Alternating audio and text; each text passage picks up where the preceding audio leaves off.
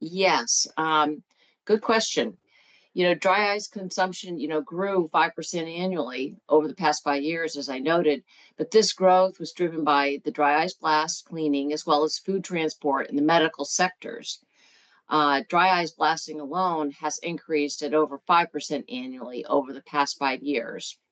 But if you look at all the sectors for dry ice demand, I categorize them. I've done an estimate that shows food manufacturing, the restaurant industry is about 40% of the dry ice, food transport about 30%, medical and life sciences about 13%, and then industrial blast cleaning about 12%.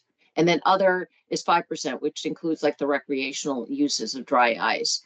So just talking about each one of those, the growth in food manufacturing tends to follow population growth, but food manufacturers are sensitive to price.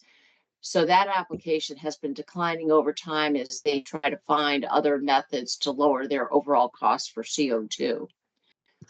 There's also been solid growth in the use of dry ice in food transport from home delivery service expansion. We all remember during COVID, 2020 and into 2021, there was a great ramp up of dry ice demand that's actually normalized out today.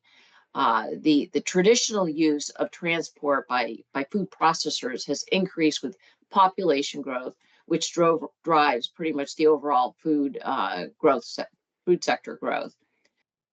Growth in medical and life sciences has been steady, but is also sensitive to price. Dry ice blast cleaning now, that's the one that I like to focus on because that's been growing so fast. It's grown substantially faster, as witnessed by the rapid increase in other dry ice producer category. And that's why it's happened. They saw the need and put in the pelletizers.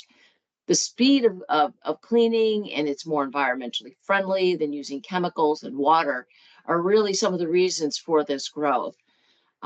Blast cleaning is used extensively in food processing facilities, foundries, rubber, plastics to clean equipment, molds, and tools. And tire manufacturers are another large user of dry ice blast cleaning.